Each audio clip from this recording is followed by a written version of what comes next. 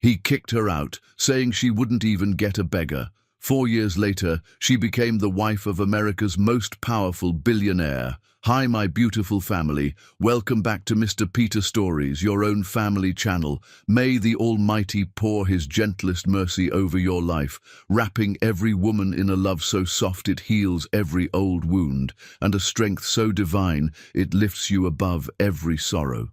May your days open like warm sunlight, may your nights rest in perfect peace, and may every step you take be guided by blessings that were written just for you. I pray your heart never feels alone, your spirit never feels forgotten, and your home never runs out of comfort, kindness, or joy. May every tear you ever cried return to you as miracles, and may every sacrifice you made in silence rise before God as a prayer answered beautifully. You deserve honor, tenderness, and a lifetime of respect for the love you give without limits. If your heart is true, like the video, if your love is real, write, "I am with Mr. Peter. Let's start with love." The pregnancy test burned in Marilyn Jordan's pocket like stolen fire. She pushed open the apartment door expecting candles and quiet celebration, found instead a crowd of expensive suits drowning the living room in cigar smoke and triumph. Samuel Jackson stood at the center holding court, his colleagues circling with the hungry loyalty of wolves who'd just watched their alpha tear into fresh meat. Senior Vice President, the youngest in Whitmore Industries history. Marilyn waited by the entrance, one hand pressed against her coat, where the test sat hidden. She'd imagined this moment differently. Soft lighting, his favorite meal, words that would change everything in gentle ways. She'd even bought champagne, the expensive kind Samuel pretended to know about, left it chilling in the refrigerator downstairs in their building's shared kitchen. Instead, she stood invisible, while men she'd never met celebrated a husband who hadn't bothered calling to share his victory. Samuel's eyes found her across the room. Something shifted in his expression, something cold, sliding behind the mask of celebration like winter behind glass. He crossed the space between them in strides that felt predatory, grabbed her wrist with fingers that pressed just slightly too hard, pulled her into the bedroom and shut the door with careful violence. The sound of the lock clicking felt like a coffin ceiling. "I'm pregnant." The words escaped before strategy could stop them. No preamble, no soft introduction, just truth standing naked in the space between them. She watched his face for the joy she'd spent weeks imagining, the excitement, the tender moment where they'd become something more than just two people sharing an apartment. Samuel went utterly still, his face emptied of everything except calculation. 10 heartbeats passed in silence, heavy enough to suffocate. She could hear the party continuing through the door. Laughter, the clink of glasses, someone telling a joke she couldn't quite make out. Then he turned, opened the bedroom door wide, let the party noise flood back in like poison. "Everyone." His voice carried that executive authority she'd once mistaken for strength. "My wife wants to make an announcement." Her stomach dropped into freefall. This wasn't, "She thinks getting pregnant will trap me into staying married." The laughter started immediately, sharp, masculine, cruel as broken glass dragged across skin. She opened her mouth but sound died before reaching air. One of Samuel's colleagues, a man whose name she'd forgotten, who'd never once looked her in the eye at company events, actually pointed at her while laughing, like she was entertainment specifically arranged for their amusement. Samuel's boss stepped forward, a silver-haired predator in a suit worth more than her entire wardrobe. His breath smelled like scotch and entitlement. "Jackson, you're going places. This?" He gestured at Marilyn like she was garbage waiting for collection. "This is dead weight. Hell, even a beggar wouldn't want her now. Pregnant and desperate, that's the opposite of the executive package we discussed." More laughter. Someone refilled champagne glasses. Someone else made a comment about Samuel dodging a bullet that generated another wave of amusement. Samuel watched her with eyes like autopsy tables, clinical, detached, already examining something dead. "You heard him," Samuel said, his voice dropping to intimate cruelty that only she could hear beneath the party noise. "Not even a beggar would want you now." He leaned closer, champagne breath hot against her ear, so close she could feel his lips moving against her skin. "I want you to remember I said this. When you're alone and broken, when you're desperate enough to beg, remember that I chose to destroy you. Remember that I had the power, and I used it because I could." The room had gone quiet now. His colleagues shifted uncomfortably, sensing they'd crossed from celebration into something darker, but none of them spoke. None of them intervened. Men rarely did when destruction wore the right clothes. One younger executive, someone Samuel had mentored, looked away, found something fascinating about his shoes. "I've been seeing Jessica for 6 months," Samuel continued, stepping back to address the room again. His voice returned to normal volume, casual as discussing weather. "The CEO's daughter. She's appropriate for my trajectory. Young, connected, doesn't have delusions about trapping successful men with pregnancies." The cruelty was surgical. Marilyn felt each word land like scalpel cuts, precise and designed for maximum damage. 6 months. He'd been planning this for 6 months, touching her while thinking of someone else, letting her believe they were building something when he was already dismantling it piece by piece. "I'm your wife." Her voice came out smaller than intended, barely audible over the resumed party noise. "We made vows. I'm calling my lawyer tomorrow morning. Divorce papers will be filed before the end of the week." Samuel paused, and something flickered across his face, something that might have been discomfort if it hadn't been buried so quickly under cold determination. "And Marilyn, I called Uncle Harrison at Philadelphia Memorial this afternoon. Your residency terminated effective immediately. He's filing performance reports documenting incompetence, ethical violations, everything necessary to make sure you never practice medicine anywhere in this city." The floor tilted. Dr. Harrison, her residency supervisor, the man who'd written her recommendations, who'd praised her surgical precision just last week, who'd told her she had the hands of a master surgeon, was Samuel's uncle. She'd worked under him for years without knowing, without understanding that every evaluation had been built on sand that Samuel could wash away with a single conversation. "You have until midnight to pack," Samuel said, checking his watch with the casualness of someone ordering dinner. "Security has been notified. After that, you're trespassing and I'll have you arrested." She walked to the bedroom on legs that felt borrowed from someone else's body. Behind her, the party resumed, louder now, as if her humiliation had added fuel to their celebration. Someone made a toast to Samuel's freedom. Laughter followed her down the hallway, like smoke from a building already burning. One suitcase. That's all she could carry. Her hands trembled as she folded scrubs and underwear and the single photograph of her parents, both dead now, which suddenly felt like mercy. At least they wouldn't witness this particular destruction. She left behind her medical textbooks, her journals, the expensive coat Samuel had bought her for their anniversary.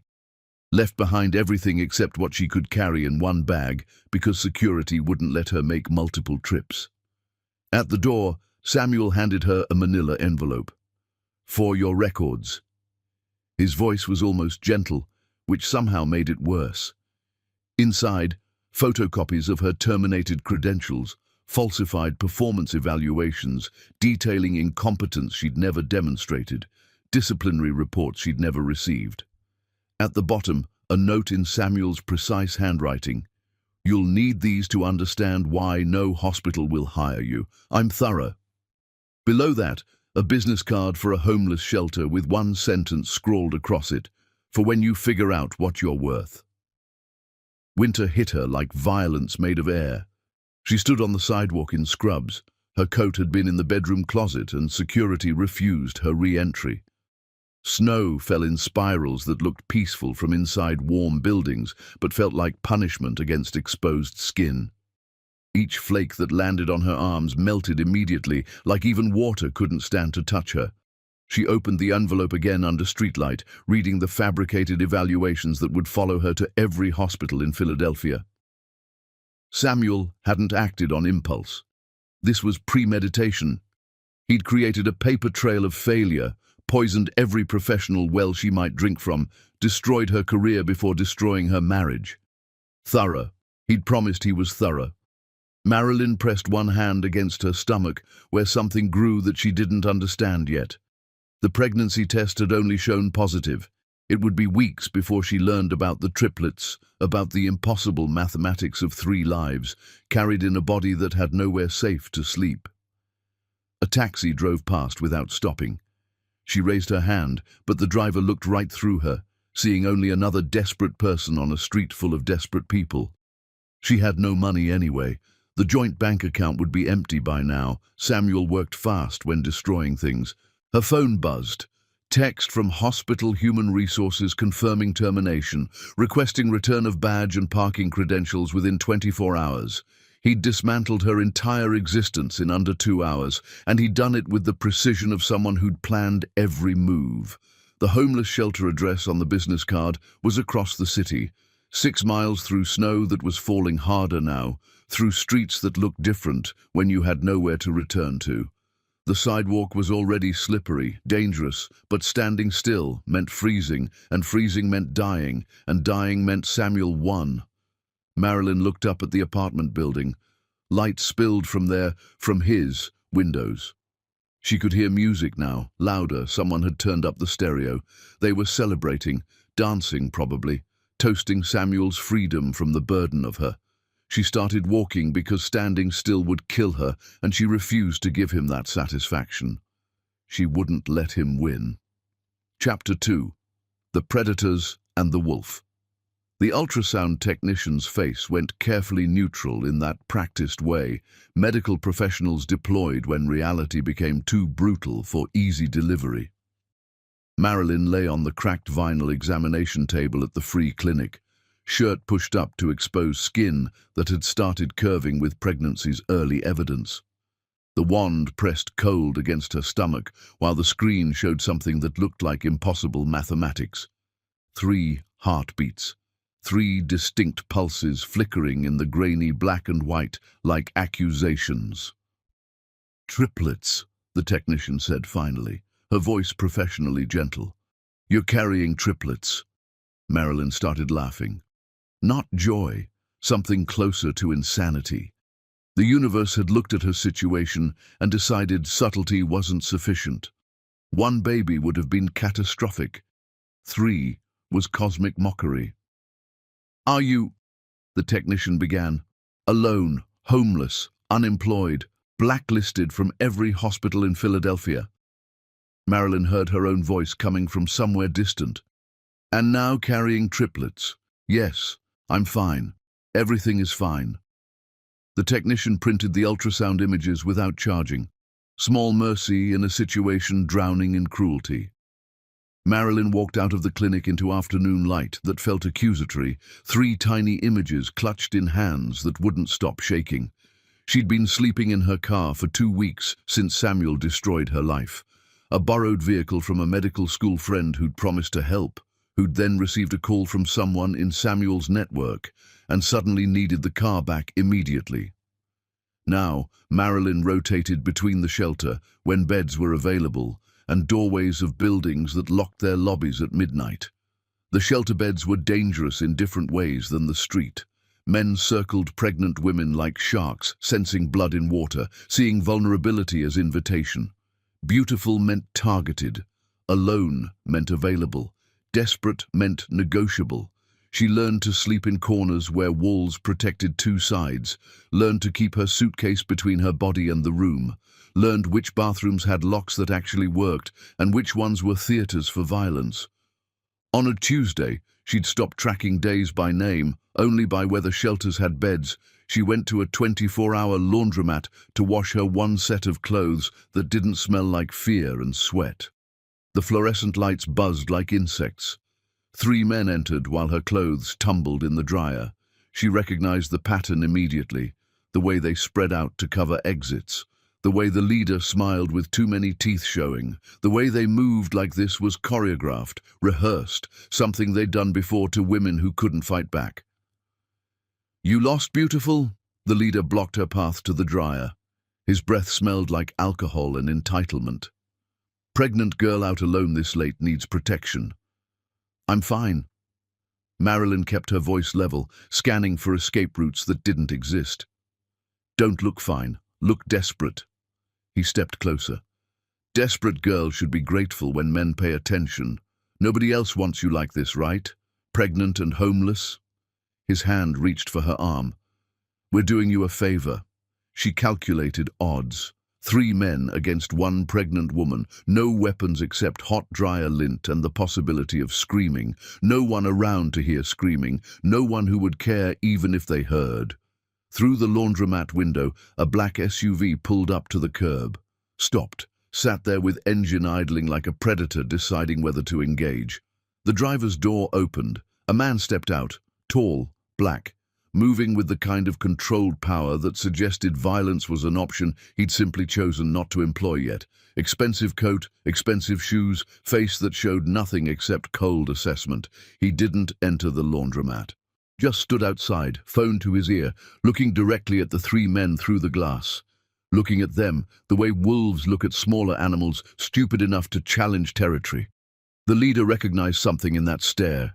His hand dropped from Marilyn's arm. We were just leaving. Yeah, another one said, moving toward the door. Got somewhere to be. They left fast, practically running. The man outside watched them go, said something quiet into his phone, put it away. Then he entered the laundromat, and Marilyn saw his face clearly for the first time. Sharp features, eyes that calculated value the way accountants calculated profit. Mouth set in a line that suggested smiling was something he'd forgotten how to do naturally. You need help, he said. Statement, not question. I needed help 3 months ago. Marilyn pulled her clothes from the dryer, started folding with hands that still trembled. Now I need survival. Different requirement. I'm Michael Vaughan. She didn't recognize the name immediately. Exhaustion and hunger had narrowed her world to immediate concerns. Food, shelter, safety.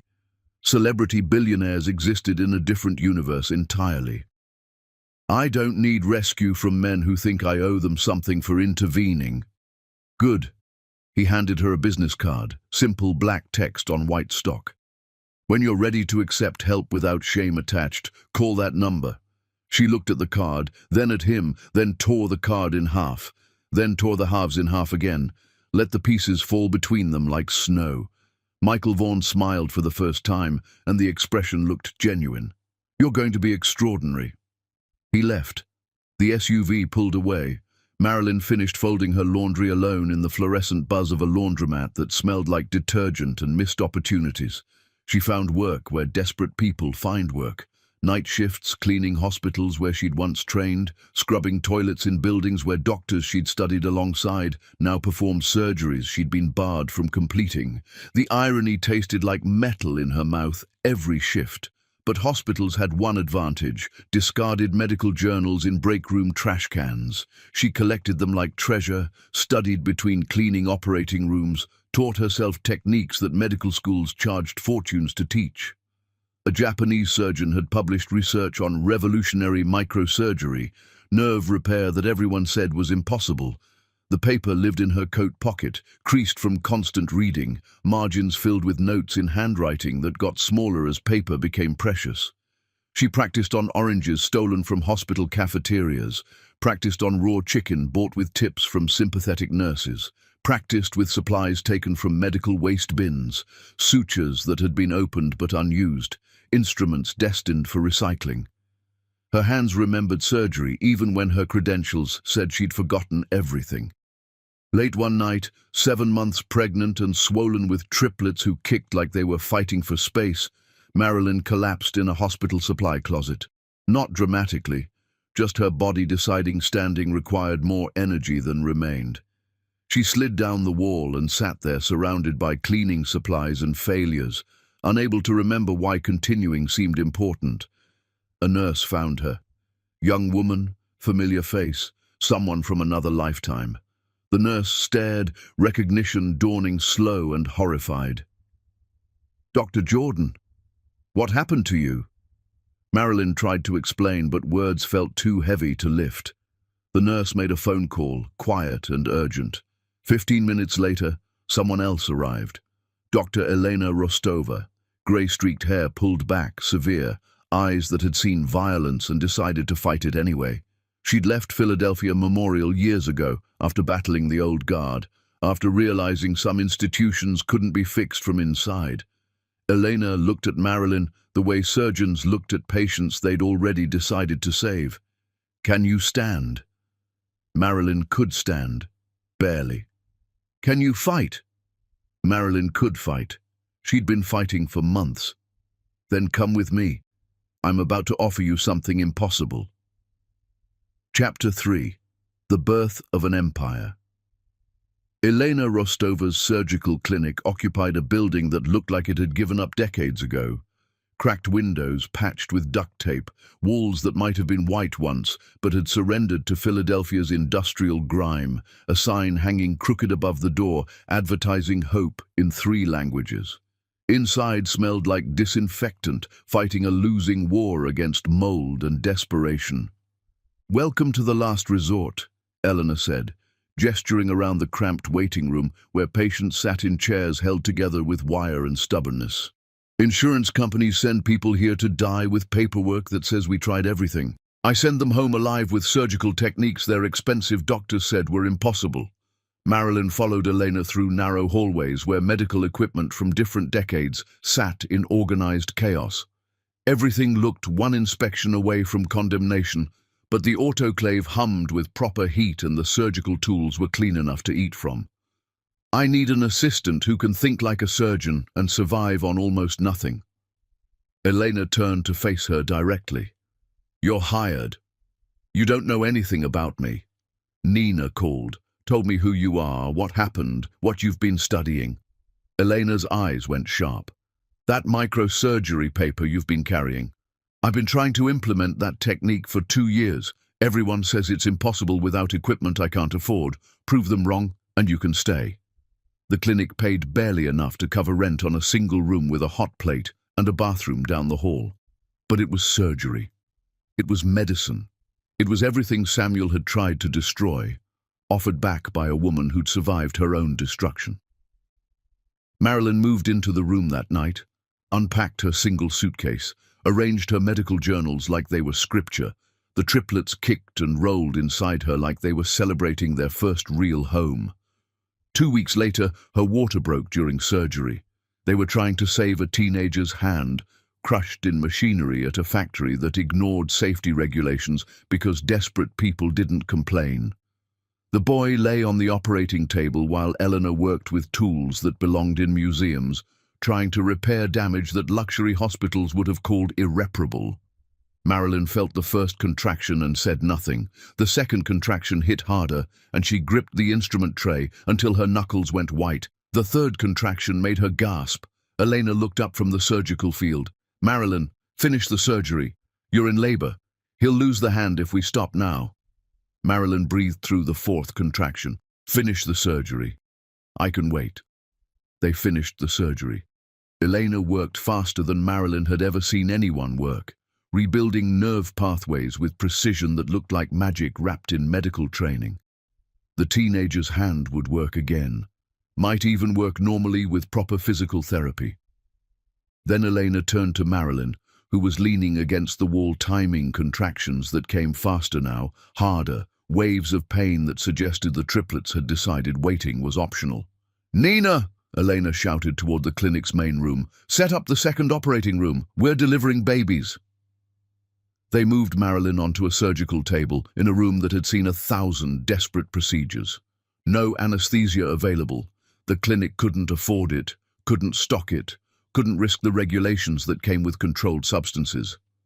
Eleanor offered what she had: clean instruments, steady hands, and fury at a universe that made women give birth in conditions that shouldn't exist in a wealthy country.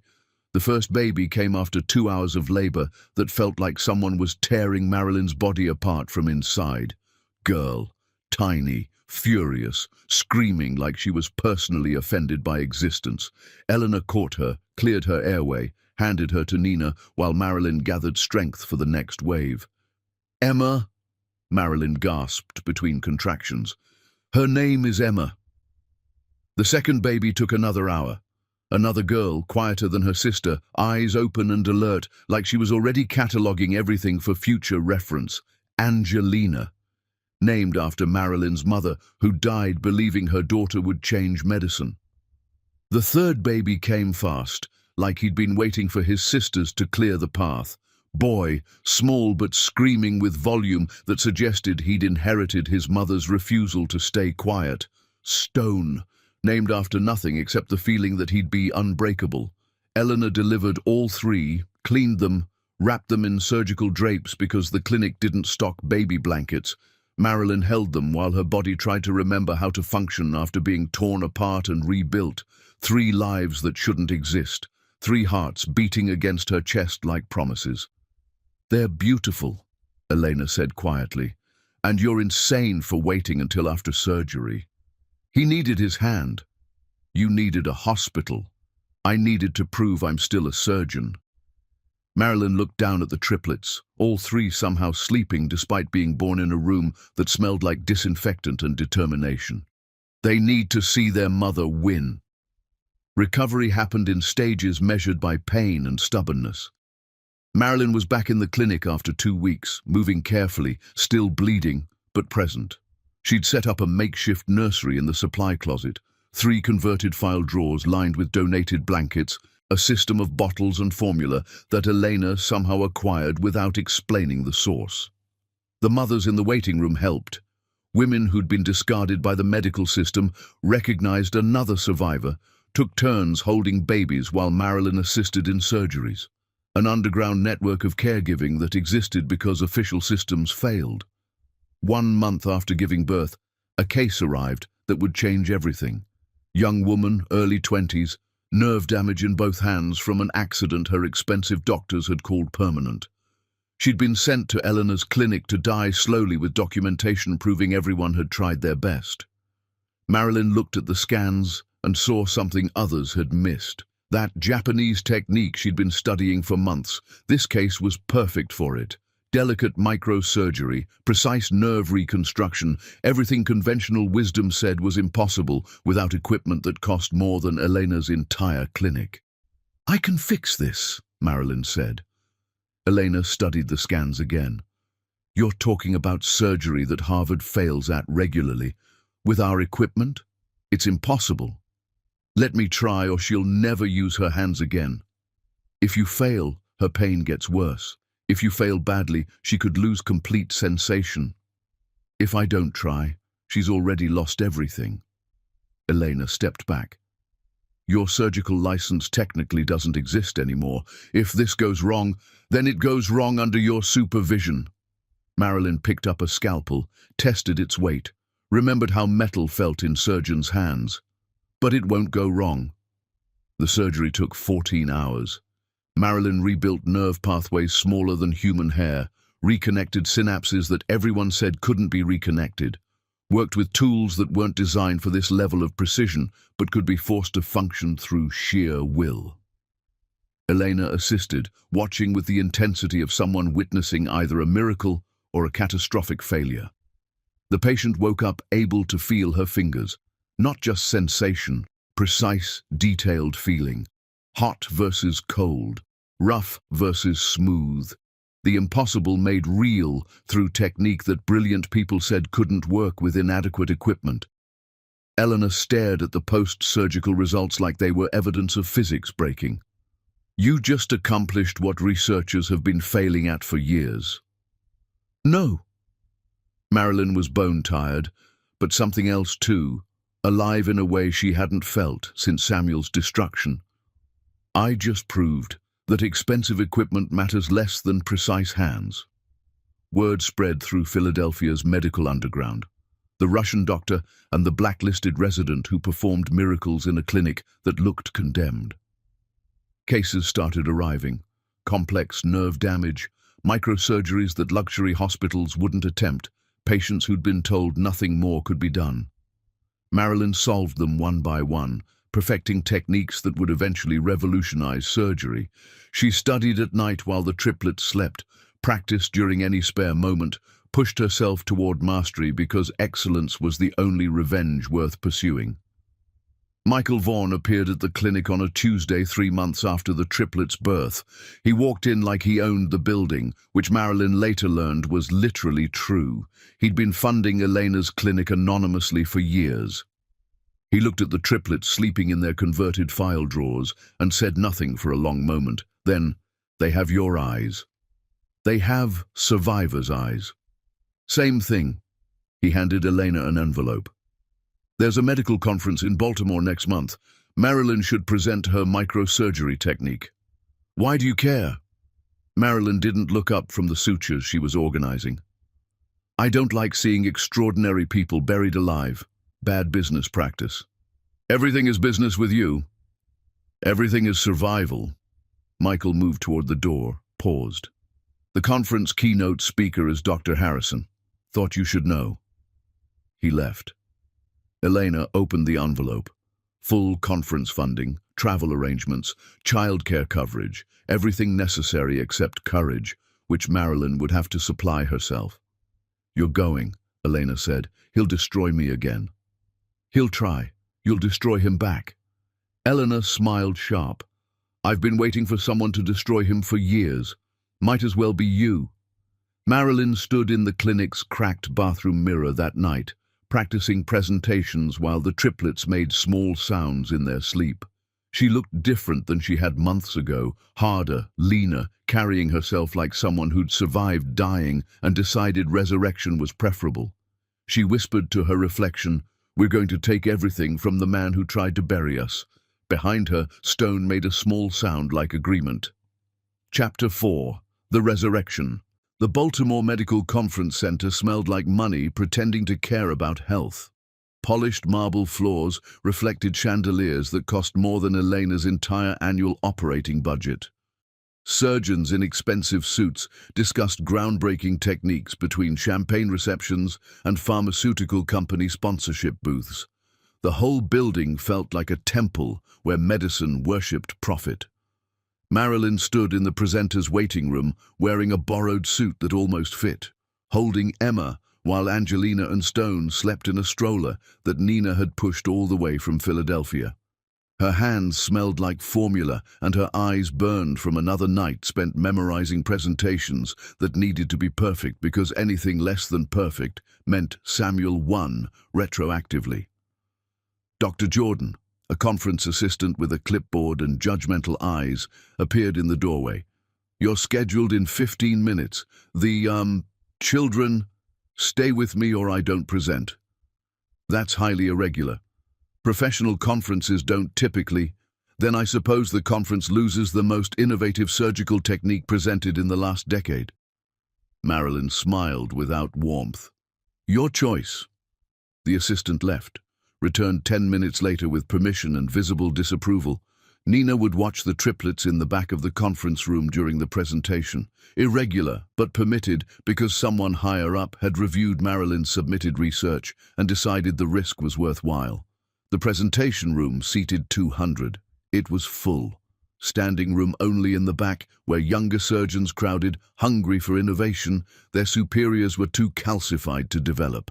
At the front row center, Dr. Harrison sat like a judge, prepared to deliver execution. He saw Marilyn enter, and his smile suggested he'd been looking forward to this destruction for months. Samuel had taught her about calculated cruelty. Dr. Harrison had perfected it over decades.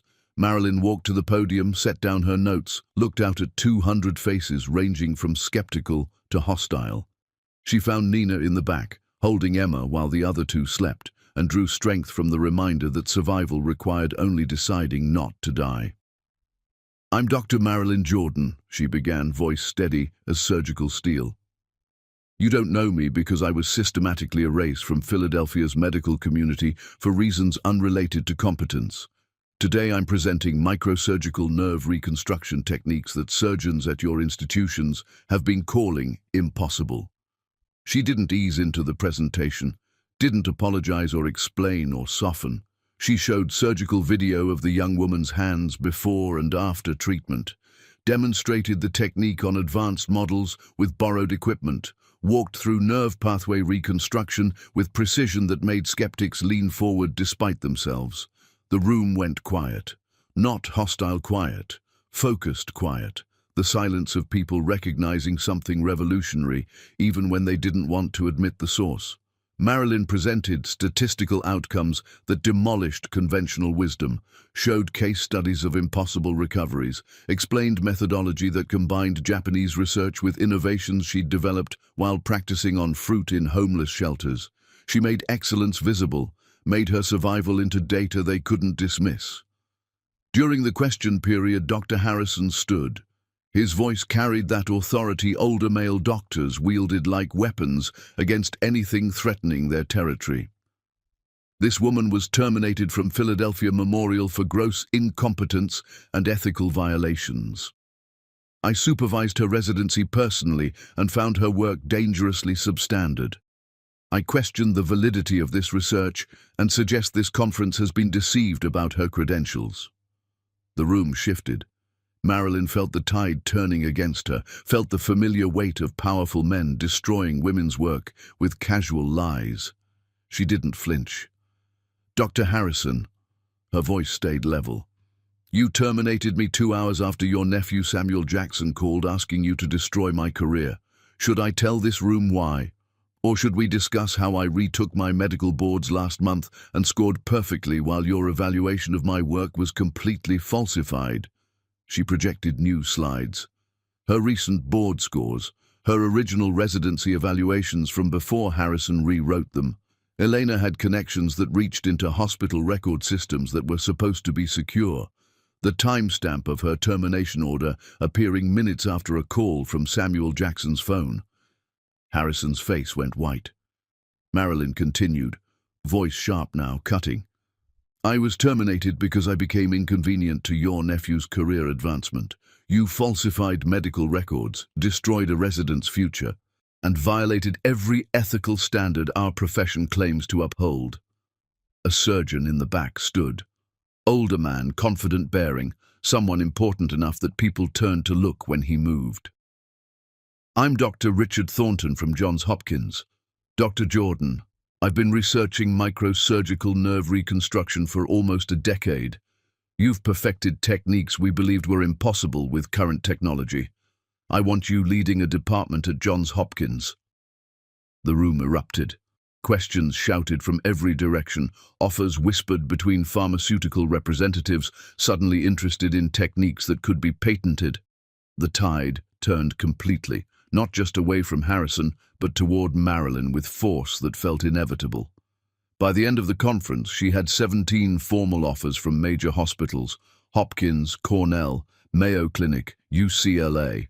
Institutions that 3 months ago wouldn't have returned her phone calls now competed for her signature. She chose none of them. Baltimore Metropolitan Hospital, struggling, desperate, willing to give her complete control because they had nothing left to lose. They offered something the prestigious institutions wouldn't: total autonomy. She would be chief of microsurgery, youngest department head in their history, with final authority over research, hiring and surgical decisions. No board oversight, no interference from physicians who believed seniority mattered more than innovation. She named her terms: salary above the chief of surgery, veto power on any decision affecting her department, ownership of all patents developed under her leadership. They agreed to everything in writing. Michael Vaughan appeared at her hotel room after the conference session ended. How he knew her room number, Marilyn didn't ask. Men like Michael had resources that made privacy conditional. Baltimore Metropolitan is smart, he said without preamble. They're desperate enough to actually give you power. Are you following me? I'm investing in your hospital, substantial investment, because you'll make it the most innovative surgical center in America, and I profit from innovation. Because of me. Because you'll generate patents worth millions and surgical techniques that will save thousands of lives, which generates excellent publicity for my foundation. Michael smiled slightly. I invest in winners. You're going to win. He handed her a contract. Hospital infrastructure funding in exchange for equity in future medical patents she developed. The terms were fair, more than fair, professionally drawn by lawyers who understood that exploitation would drive her away and partnership would make everyone wealthier. Marilyn read every clause twice, found nothing predatory, nothing conditional on behavior or relationship, or anything except surgical excellence. "Why?" she asked finally. "Because the world tried to bury you, and you decided to rise instead. I respect that." Michael moved toward the door. "Also, because I believe those triplets should grow up watching their mother win." He left. Marilyn held the contract, looked at the triplets sleeping in their hotel crib, Emma and Angelina tangled together, Stone sprawled across the bottom like he was already claiming territory. She signed the contract. 2 weeks later, Marilyn moved to Baltimore with Elena, who agreed to become co-director of the microsurgery program. They arrived in a city that didn't know them, which meant a city without Samuel's poison already infecting the water. The apartment was small, one bedroom that Marilyn gave to Eleanor, living room where Marilyn slept on the couch, with the triplets in bassinets arranged around her like protective walls. But it was theirs. No one could evict them. No one could take it away. While unpacking, Marilyn found something in her suitcase she hadn't packed. Michael's original business card, the one she'd torn apart in the laundromat, carefully taped back together. He'd kept the pieces for months, reassembled them, placed them where she'd find them later, patient, persistent, proving that care sometimes looked like waiting. In Philadelphia, Samuel Jackson's perfect life was disintegrating. Jessica was pregnant, with his boss's child, not his. The affair had been public, humiliating, devastating to Samuel's carefully constructed image. He was blamed for workplace disruption, demoted, then quietly terminated with references that would follow him like ghosts. His phone buzzed one evening with a news alert. Revolutionary surgeon Dr. Marilyn Jordan appointed chief of microsurgery at Baltimore Metropolitan. Samuel didn't recognize the name immediately. Jordan was her maiden name, buried in paperwork he'd stopped reading after the divorce finalized. Then he saw her photograph next to the article, his ex-wife, the woman he'd told not even a beggar would want, the pregnant resident he'd systematically destroyed. She was smiling in the photo, holding an award, standing between a grey-haired woman and 3 young children who looked exactly like Samuel. He did math, realized. Those were his children. His biological legacy, walking around with another woman's last name, thriving in a life he'd deliberately tried to make impossible. Samuel felt something new and terrible, inadequacy mixed with rage, mixed with the dawning realization that he'd destroyed the most valuable thing he'd ever possessed. His mother called that night. "Those are your children, Samuel. The ones you threw away pregnant. That woman you destroyed, she's built something extraordinary." Her voice carried disappointment that cut deeper than anger. "I failed you somehow. I don't know where I went wrong." She hung up before he could respond. Samuel sat in his empty apartment, expensive but hollow, staring at the photograph of Marilyn and the triplets, and began calculating how to get back what he'd lost. Chapter 5. The architect of her own legend. Time became visible in Emma's height, in Angelina's expanding vocabulary, in Stone's questions that got more complicated every week. The triplets grew into small humans with personalities that demanded attention and gave nothing back except occasional hugs and constant chaos. They turned into people, while Marilyn was busy turning into the surgeon she'd always promised herself she would become. Baltimore Metropolitan Hospital transformed around her like a building deciding to stop dying. The microsurgery program attracted patients from 6 continents, people told nothing more could be done, who flew desperate to a city they'd never heard of to see a surgeon who was becoming legend. Marilyn published breakthrough research in every major medical journal. Other surgeons flew in to train under her, paid fortunes to learn techniques she'd developed while practicing on stolen fruit. The hospital went from bankruptcy proceedings to profitable in less than 2 years. Marilyn had rebuilt every door Samuel tried to close, kicked down walls he thought were permanent, turned his cruelty into fuel that drove her toward heights he'd never imagined possible. The triplets attended an elite preschool because Marilyn could suddenly afford elite things. Emma demonstrated mathematical prodigy talent, solving problems that made adults uncomfortable because children weren't supposed to understand abstraction at that level. Angelina had photographic memory, could recite entire books after reading once, spoke 3 languages before kindergarten. Stone read at levels that confused educators and wrote observations about human behavior that felt too old for his small body. They were brilliant and strange, and hers. Michael Vaughan had been constant through all of it, appearing at board meetings, bringing coffee to her office, playing with the triplets in the hospital garden without making it seem like duty or obligation. Just present, always present, never demanding reciprocation or gratitude or anything except her company when she had time to spare. The triplets called him Mr. Michael with affection that suggested they'd promoted him from stranger to permanent fixture. He taught Stone chess on Tuesday afternoons, worked through mathematical puzzles with Emma that challenged even Michael's considerable intelligence, read to Angelina in different languages because she collected words like other children collected toys. Marilyn watched him one afternoon in the hospital courtyard. Stone had just checkmated him legitimately, and Michael was laughing with genuine delight at being beaten by a preschooler. Emma was explaining some mathematical concept that involved prime numbers and spatial reasoning. Angelina sat reading a book in Portuguese that Michael had brought her. Marilyn realized with quiet certainty, this is what fathers look like, not biology or obligation or legal documentation, just showing up every day, asking nothing back, choosing them repeatedly. She started seeing Michael differently, not as a powerful man who wanted something, but as a partner who'd already proven himself through years of patient presence. In Philadelphia, Samuel's carefully constructed life had collapsed completely. Jessica's affair had been public, humiliating, destructive to every professional relationship he'd spent years building. He'd been demoted, then terminated, then blacklisted in the same systematic way he'd once blacklisted Marilyn. His reputation was rubble. His contacts were ashes. His mother had stopped calling after their last conversation.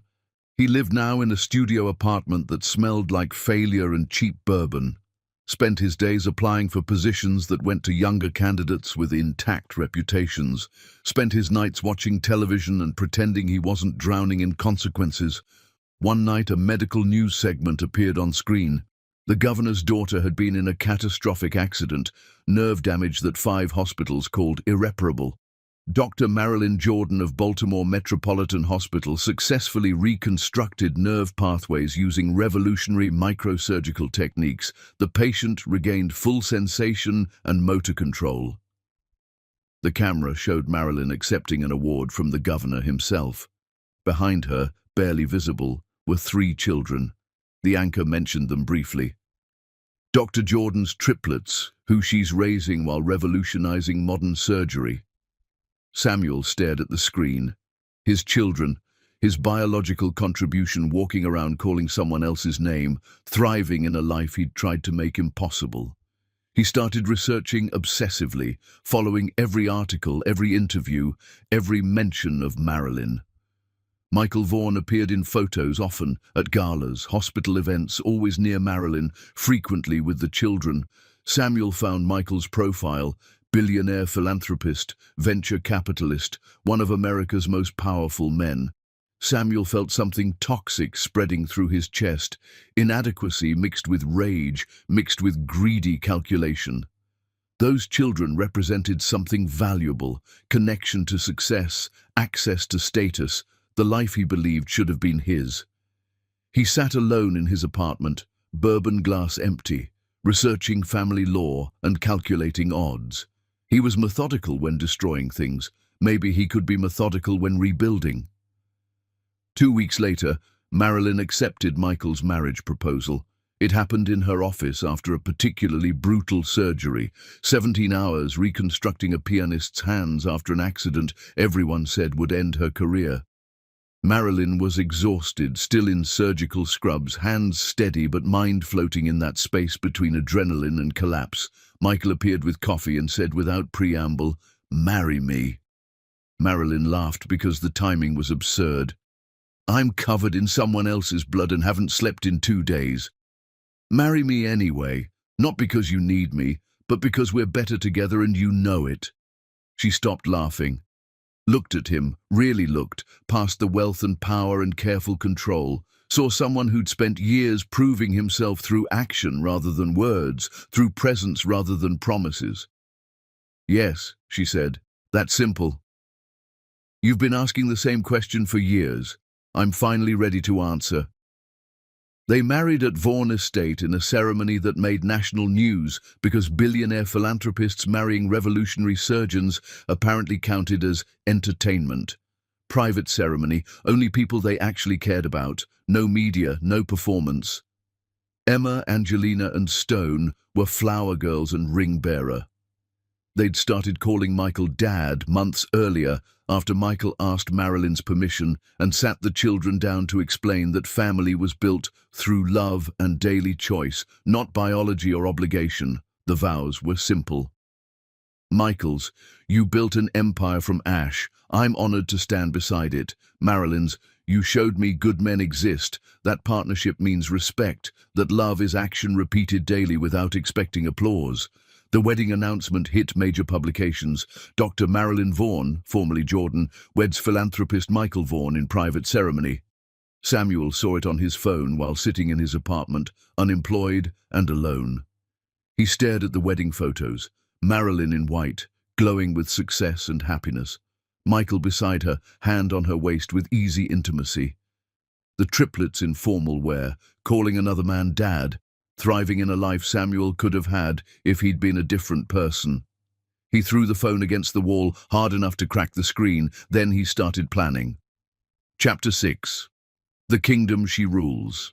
Samuel hired a private investigator because obsession demanded details and imagination couldn't fill gaps left by exile. He needed to know everything, where she lived, where the children went to school, who they saw, how they spent their days. He needed intelligence before planning invasion. The report arrived in manila envelope that sat on his kitchen table for 2 days before he gathered courage to open it. Inside, photographs, timelines, interview transcripts with people on the periphery of Marilyn's life who didn't know why they were being asked questions. Samuel read every page. Each one destroyed him incrementally. Erosion rather than earthquake. Marilyn had been homeless, sleeping in her car, then in shelters, then in doorways. The report detailed assaults she'd fought off, harassment she'd endured, nights she'd spent cleaning toilets in hospitals where she'd once trained. It described her collapsing 7 months pregnant in a supply closet, nearly dying in childbirth at a clinic that barely qualified as medical facility. The investigator had been thorough. Interviews with shelter workers who remembered her, photos of the laundromat where she'd been cornered, records of the free clinic where she'd delivered triplets without anesthesia while simultaneously trying to save a teenager's hand. Samuel read how she'd taught herself revolutionary surgery while practicing on fruit, how she'd built reputation from nothing using only skill and relentless determination, how she'd climbed from absolute zero to becoming one of America's most respected surgeons through sheer force of will.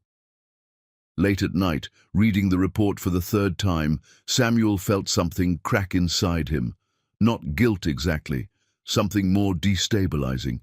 He'd spent months telling himself Marilyn had succeeded because of luck or connections or anything except the reality staring at him from pages of documented suffering. She'd survived because she was extraordinary. He'd tried to destroy extraordinary and somehow believed it would stay buried. The feeling passed quickly, replaced by familiar calculation. Those children were his biological property. That success should partially belong to him. He deserved access to the life she'd built.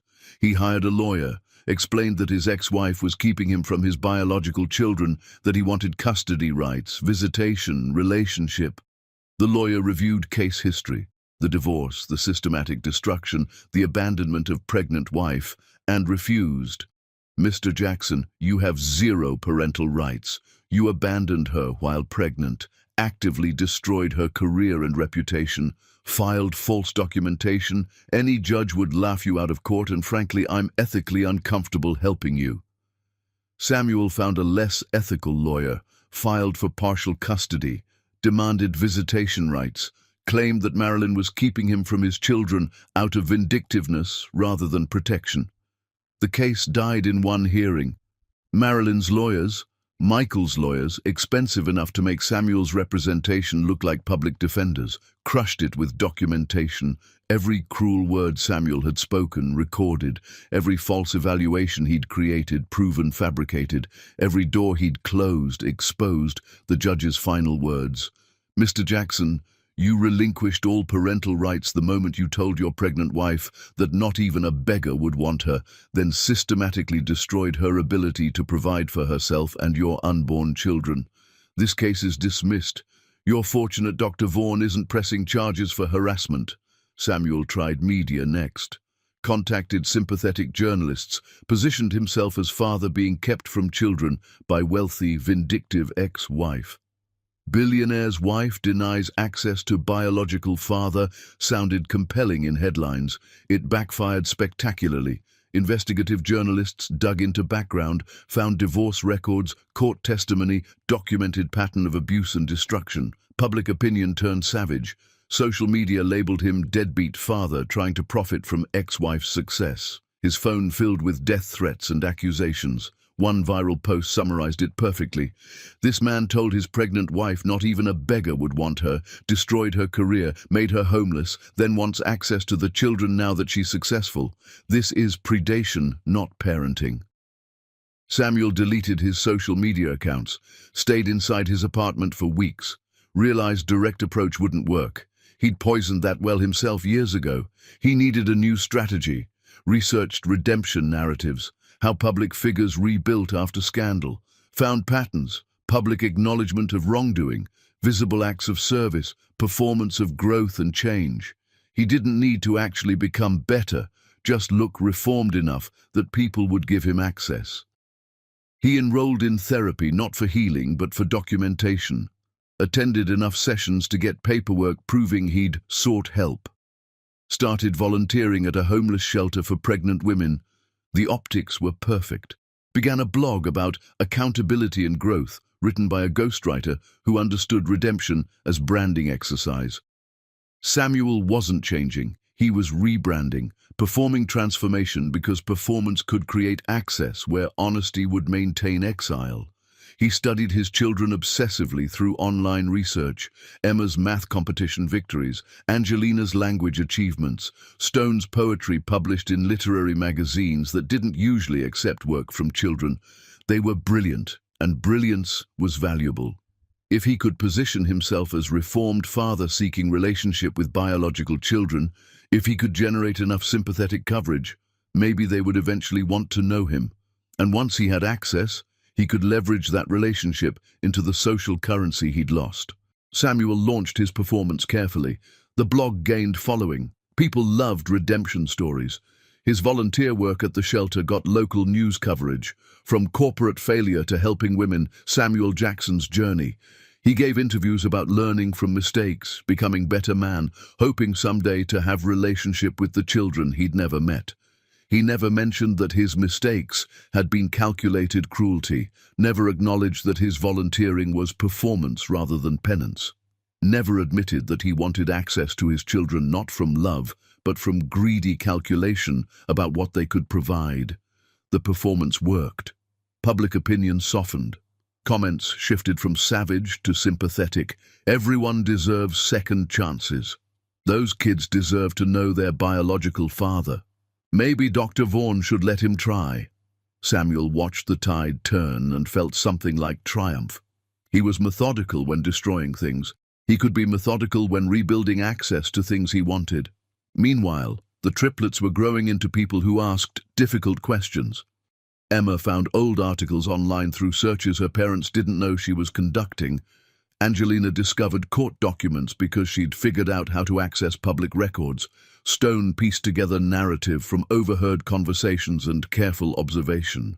They learned their mother had been destroyed by someone she'd trusted, that she'd been homeless and pregnant and nearly died, that someone had told her not even a beggar would want her, then made that prediction almost true through systematic destruction. Emma brought the information to her parents one evening. She was direct because Emma didn't believe in softening uncomfortable truths. We had a biological father before Dad. He hurt you. We want to know about him." Marilyn had been dreading this conversation. She exchanged glance with Michael, who nodded slightly. "Your story to tell, your terms to set." "You did," Marilyn said carefully. "He wasn't ready to be a father. Made cruel choices. So we found a real father, your dad, Michael, who was ready." "We know more than that," Angelina said quietly. "We found court records. He told you not even a beggar would want you. He destroyed your medical career. He made you homeless while you were pregnant with us." Stone, youngest but often wisest, asked the question that mattered. "Is he the man in the articles? The one who runs the homeless shelter? The one who says he's changed?" Marilyn felt rage rising. Samuel had positioned his performance where her children would see it, had created narrative designed specifically to manipulate brilliant children into curiosity about reformed biological father. "People can look changed without actually changing," she said carefully. "Sometimes people perform transformation because it gets them what they want." "But how do we know?" Stone pressed. "How do we know if someone really changed or just got better at pretending?" Michael spoke for the first time. "You test them. See if their actions match their words when no one's watching. See if they maintain behavior when it's hard or costs them something important." "We want to meet him," Emma said. "Once. We want to test him ourselves and decide." Marilyn's immediate instinct was absolute refusal. But she looked at her children, brilliant, strategic, already thinking like scientists, testing hypotheses, and realized they'd inherited her stubborn insistence on seeing truth directly. "One meeting," she said finally. "My terms, neutral location, therapist present. Both your father and I there, 1 hour maximum. If he fails your test, no second chances." The triplets agreed. Marilyn contacted lawyers who contacted Samuel's lawyers. Meeting would be arranged at Family Therapy Center under strict conditions. Samuel agreed immediately. This was exactly the opening he'd been engineering. Samuel prepared for the meeting like it was performance review, rehearsed responses to likely questions, studied his children online until he could recite their achievements, practiced looking remorseful in mirrors, testing which facial expressions seemed most authentic. He wasn't sorry, but he could look sorry, which was more useful than actual regret. The meeting was scheduled. 2 weeks. Enough time for Samuel to perfect his performance, enough time for the triplets to prepare their test. The night before, Stone had a nightmare. Woke up crying and climbed into bed between Marilyn and Michael. "I dreamed about him," Stone said. "The man with our face. He was made of glass. When we looked inside, there was nothing there." Marilyn held her son and understood that children sometimes saw truth more clearly than adults who'd learned to accept performance as adequate substitute for substance. Chapter 7. The Exposure. The Family Therapy Center smelled like air freshener, trying to hide anxiety. Neutral walls, painted colors designed to reduce aggression, furniture arranged to prevent anyone feeling cornered, tissue boxes placed strategically for emotional breakdowns that happened with enough regularity to require systematic preparation. Dr. Williams waited in the consultation room, a black woman with grey hair and eyes that suggested she'd heard every lie humans could tell and developed immunity to performance. Marilyn had chosen her specifically. No connections to Samuel's world, no investment in any particular outcome except truth. Samuel arrived early, wearing clothes calculated to look respectful without seeming expensive. Humble performance, carefully constructed. He sat in the arranged chair, looking nervous, which was genuine because he hadn't expected to face children as intelligent as their online profiles suggested. Then Marilyn arrived with Michael and the triplets. Samuel saw his biological children for the first time. 7 years old, beautiful in that unfinished way children had before adolescence carved their faces into permanence. They looked like him, same bone structure, same coloring, same eyes that suggested intelligence beyond their years. But they moved like Marilyn, carried themselves like Michael, looked at Samuel with assessment that suggested they'd already decided this was experiment rather than reunion. Emma studied him with scientific curiosity. Angelina's photographic memory was cataloguing every detail. Stone watched with empathy that somehow made his examination more devastating. "Ground rules," Dr. Williams said. "The children can ask anything. Samuel can answer honestly. I'll intervene if anyone becomes destructive. This is recorded for legal protection." Emma spoke first because Emma led through directness. "Why did you tell our mother nobody would want her?" Samuel had prepared for this. "I was broken. I said terrible things. I've spent years trying to understand how wrong." Angelina cut him off. "That's not what she asked. She asked why you said it, not how you feel now." Samuel recalibrated. "I was ambitious, cared more about my job than people, made bad choices." Stone leaned forward. "But why those exact words? What made you think of that specific thing to say?" They weren't asking children's questions. They were dissecting him with precision that felt surgical. Samuel felt sweat forming despite the cool room. "I don't have a good answer," he tried. "I was acting like a monster." "Monsters don't usually know they're monsters," Emma interrupted. "You're using words that sound good, but don't explain anything. Try harder." Samuel looked at Marilyn, silently begging for intervention. She stared back with no mercy visible. Michael sat beside her like violence, considering whether to engage. Dr. Williams watched everything, taking notes. "I wanted to hurt her," Samuel said finally, desperate truth emerging. "I wanted her destroyed because it made me feel powerful." The children exchanged glances. First honest answer. They filed it away. Angelina spoke next. "You wrote a book about getting better. But in the book you said you hope we'll see how much you've grown. So are you getting better for you or for us?" Samuel gave his prepared answer about the shelter work, learning from mistakes, becoming a better person. "But if you mention us in your book about your journey," Angelina pressed, "doesn't that mean you're using us? Like our existence makes your story sound better?" Samuel felt his narrative crumbling. Stone asked quietly, "Do you love us?" "Of course Samuel started automatically. "But how?" Stone's gentleness made the question worse. "You don't know us. We just met. You can't love people you don't know, so what do you actually want?" Samuel had no good answer. The truth, that he wanted access to their reflected success, was impossible to say aloud. Emma pulled out her tablet. "We made a timeline. You filed for custody 2 weeks after Mom married Michael, not before, not when she got her first big job, right after she married someone rich. Why then?" The timing isn't," Samuel stammered. "The timing is everything," Emma said. "It shows what you really care about." Samuel's performance shattered. "They're my children. I have rights." Marilyn spoke for the first time, voice cold. "You have biology, that's all." Samuel turned on her, rage overwhelming strategy. "You kept them from me. I kept them safe from you. I've changed." Samuel was shouting now. "I'm not the same person." Michael stood, his movement suggesting readiness without aggression. "This meeting is over." The triplets stood with their parents. Stone turned back at the door, looked at Samuel with something that might have been pity.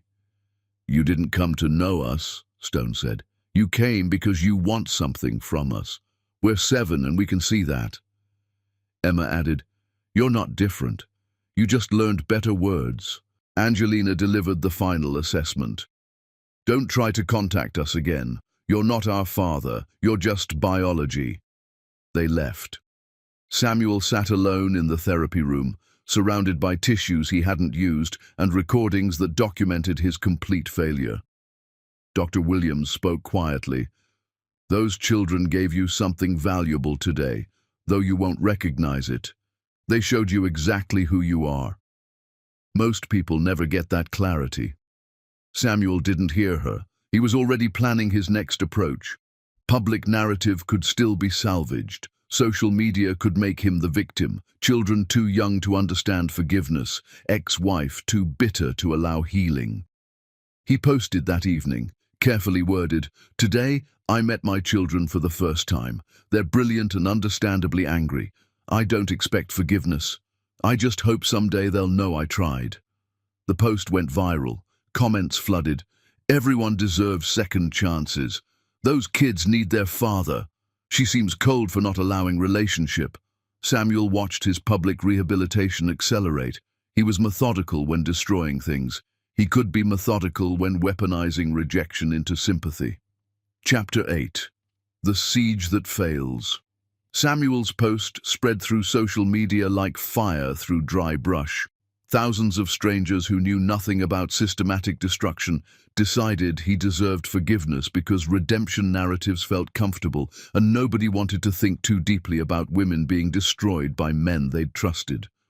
Marilyn started receiving interview requests, criticism from parenting blogs, messages from strangers explaining she was being vindictive.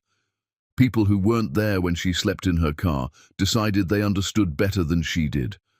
Michael's PR team wanted to respond with statements, documentation of Samuel's cruelty. Marilyn refused. "I don't explain myself to people who weren't there. Let him perform. My children know the truth. That's what matters." Samuel's campaign continued, interview after interview, where he positioned himself as humble man seeking second chance, reformed father kept from children by powerful woman who couldn't forgive. Always careful, always measured, always performing remorse without acknowledging the systematic nature of his destruction. "I made terrible mistakes," he'd say on camera. "I said unforgivable things, but I'm trying to be better. I just want my children to know I exist." Viral clips positioned him as sympathetic underdog. Public opinion swung his direction. The triplets watched it all. They weren't fooled. They'd tested him, seen through his performance. But they were 7 watching adults choose his narrative over their mother's survival.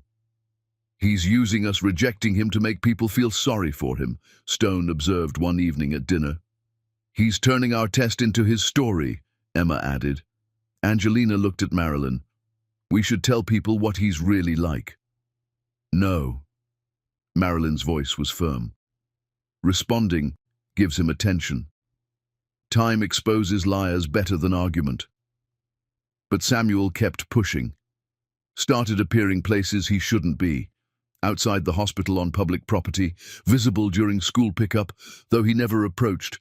Attending charity events Marilyn was scheduled to attend, never breaking laws, just creating continuous presence that generated photographs. Samuel Jackson waiting outside hospital appeared in sympathetic articles. Dedicated father attends events hoping for glimpse of kids, generated shares.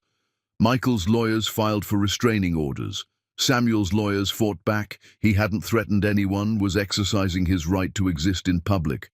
The judge hesitated because public opinion favored Samuel. Marilyn testified about abandonment and destruction. Samuel's lawyers presented his transformation, shelter work, therapy, book about accountability. The judge denied the restraining order while warning Samuel about harassment, legal victory that Samuel immediately weaponized. "Even courts recognize I haven't done anything wrong. I'm just a father trying to connect." The turning point came at Stone's chess tournament. Michael had been teaching Stone chess every Tuesday for years. Stone had become genuinely skilled, competing against much older players and frequently winning through strategic thinking. The tournament was public. Samuel appeared in the audience, sitting far back but visible. When Stone won his final match, Samuel stood to applaud. Stone saw him. Everyone watched, expecting heartwarming moment. Samuel smiled, preparing for public embrace that would generate perfect photographs. Stone walked over, stood in front of Samuel while other parents watched. Spoke clearly, voice carrying to spectators whose phones were already recording, "You're here because it's public and makes you look good. Dad taught me chess every Tuesday for years. You don't get to celebrate what you didn't build." Stone walked back to Michael without looking back. The moment went viral within hours. Public opinion began shifting. Comments. "That kid just said what everyone was thinking." "Stone's right. Showing up isn't the same as being there." "Samuel is performing, not connecting." More people researched actual history, court documents, Marilyn's testimony, the systematic destruction. Context that Samuel's performance had obscured became visible. A journalist with reputation for investigation contacted Marilyn for her first public interview. The journalist was thorough, wanted complete story. Marilyn agreed, gave one interview that was calm, factual, devastating, showed medical records from when she nearly died giving birth, testimony from Elena, timeline of Samuel's career destruction, court documents showing his custody filing came 2 weeks after the wedding announcement. He didn't want his children, Marilyn said on camera. He wanted access to what children could provide. There's a difference. The interview aired, went viral in opposite direction. People dug into Samuel's performance, shelter where others did actual work while he served as public face, ghost-written book, therapy he'd attended 3 times before paying for completion forms, blog written by professional copywriter. Everything was performance, nothing genuine. His redemption brand collapsed in days.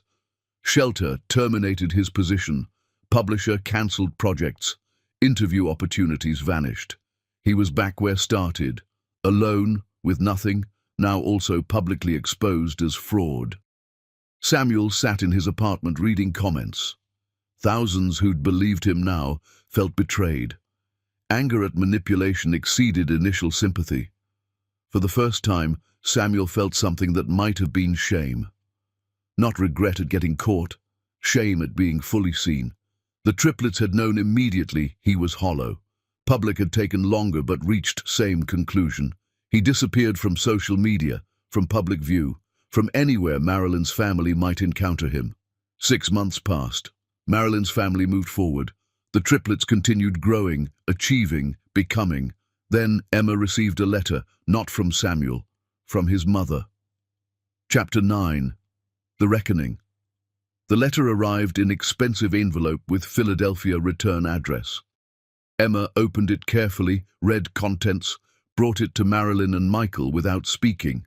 Inside, letter from Samuel's mother, their biological grandmother they'd never met. The handwriting was precise, unsentimental. I'm writing because I'm dying and need to say this while I still can. Samuel is still my son. I see his flaws clearly. I raised him. I know what he is. He hasn't changed. He's looking for new angles. He'll keep trying because his pride won't accept that you don't need him. Be careful. He's patient when he wants something. Also, I'm leaving money to charity in your names. Not much, but enough to help women my son damaged. I failed somewhere raising him.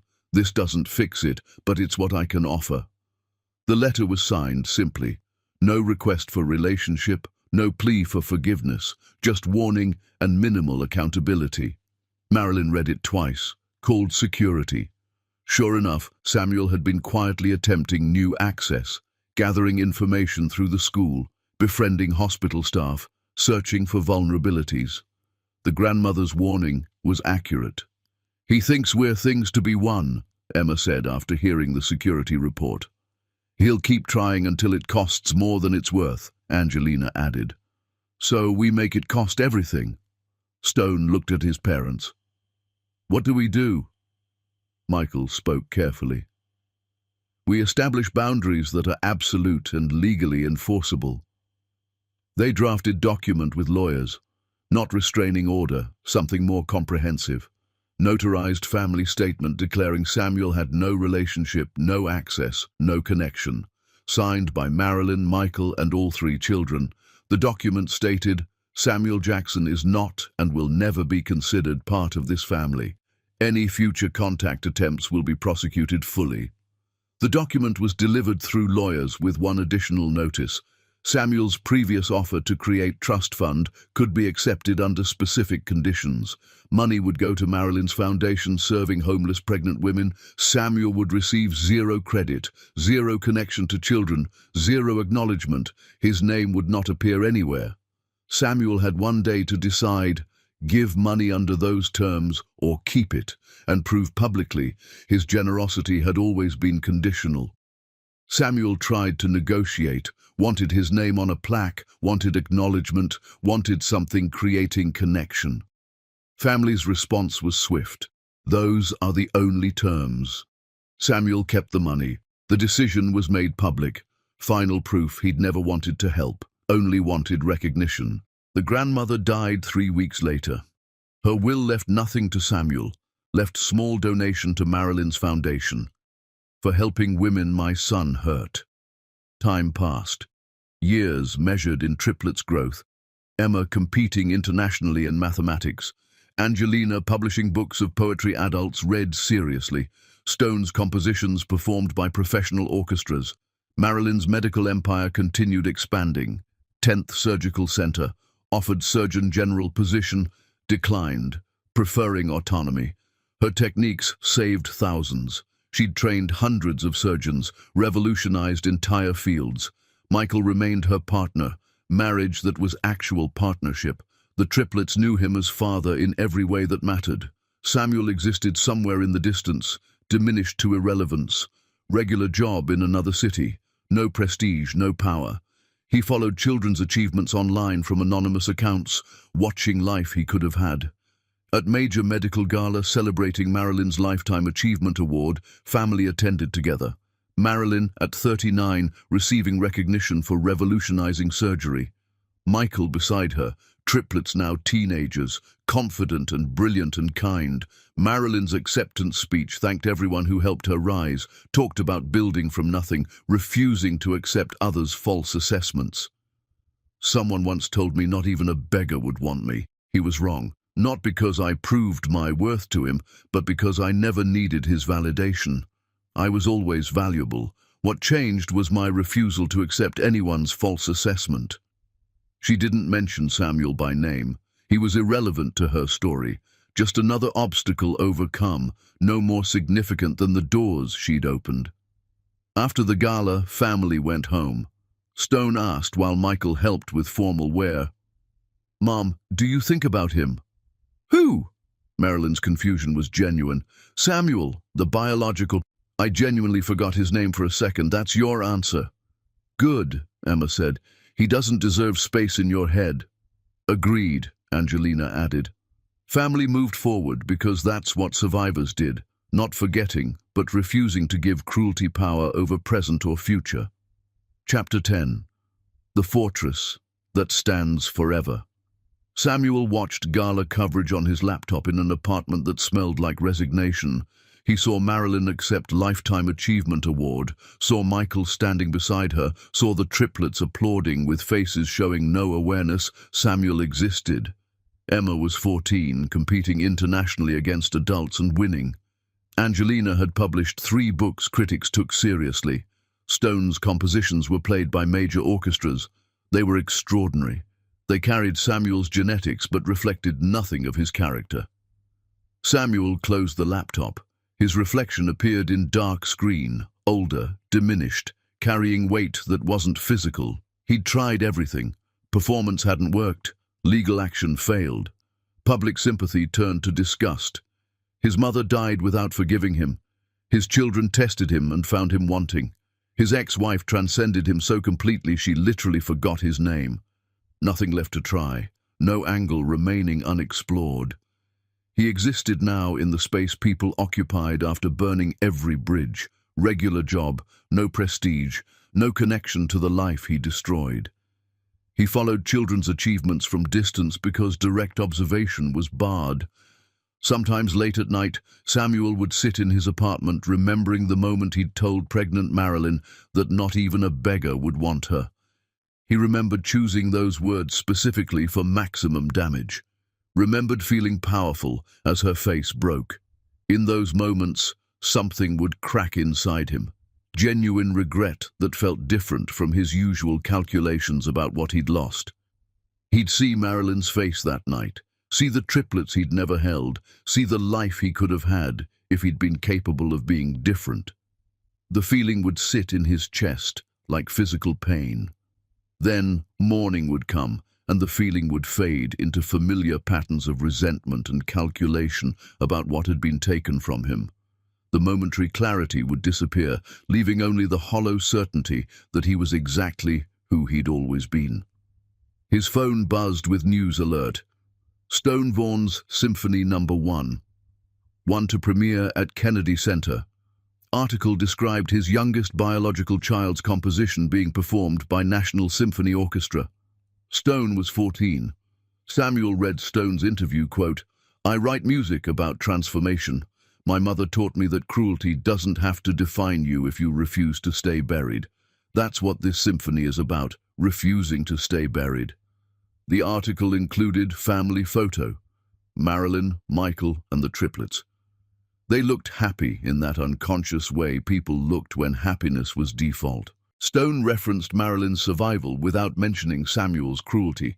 He was literally written out of his own son's narrative about overcoming destruction. Samuel closed the article, sat alone. He'd destroyed the most valuable thing he'd ever possessed and spent years watching her become extraordinary, specifically because she'd survived his destruction. He would spend the rest of his life watching from outside, seeing occasional articles, following achievements from anonymous distance, knowing he'd created 3 brilliant children and forfeited all claim through choices that felt insignificant at the time, but compounded into permanent exile. That was his punishment. Not prison, not poverty, though he'd experienced both. His punishment was watching the life he could have had continue without him, thriving specifically because he wasn't part of it. Somewhere in Baltimore, Marilyn sat with Michael and their children, planning Stone's premiere. They discussed logistics, who would attend. They were family, real family, built through choice and daily presence. Marilyn had truly forgotten Samuel's name mid-conversation. He'd become that irrelevant, just another obstacle overcome. And Samuel sat alone, watching from outside the life he destroyed, understanding finally that some consequences were permanent and some bridges once burned could never be rebuilt.